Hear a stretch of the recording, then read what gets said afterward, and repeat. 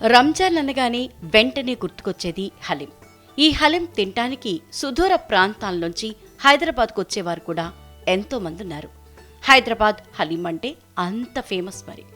అయితే శనివారం నెలవంక కనిపించడంతో నగరంలో ఆదివారం నుంచి పవిత్ర రంజాన్ మాస ఉపవాస దీక్షలు ప్రారంభమయ్యాయి.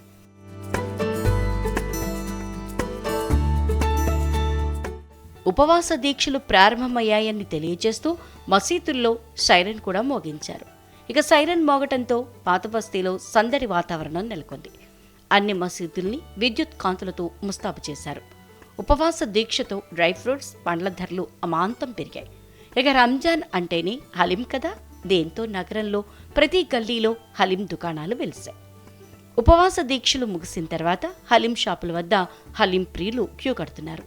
అయితే ప్రస్తుతం 2 తెలుగు రాష్ట్రాల్లో బర్డ్ ఫ్లూ భయం ఉండటంతో చాలా మంది మటన్ హలీం వైపు మొగ్గు చూపుతున్నారు నాన్ వెజ్ ప్రియులు. దీంతో హలీంకు భారీ డిమాండ్ పెరిగిందని హలీం వ్యాపారులు చెప్తున్నారు.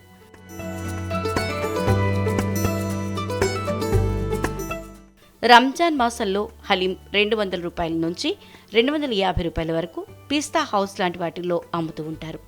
కానీ ఇప్పుడు బర్డ్ ఫ్లూ కారణంగా 300 రూపాయలకు అమ్ముతున్నట్లు చెప్తున్నారు అమ్మకందారులు. ఎంతో పోషక విలువలు కలిగినటువంటి హలీంను తినడానికి ధర ఎంతైనా సరే వెనకాడటం లేదు హలీం ప్రియులు. మరోవైపు బర్డ్ ఫ్లూ కారణంగా హలీం డిమాండ్ పెరిగింది కదా అని నాణ్యత తగ్గించి అమ్మే ప్రసక్తే లేదని తెలుపుతున్నారు వ్యాపారులు.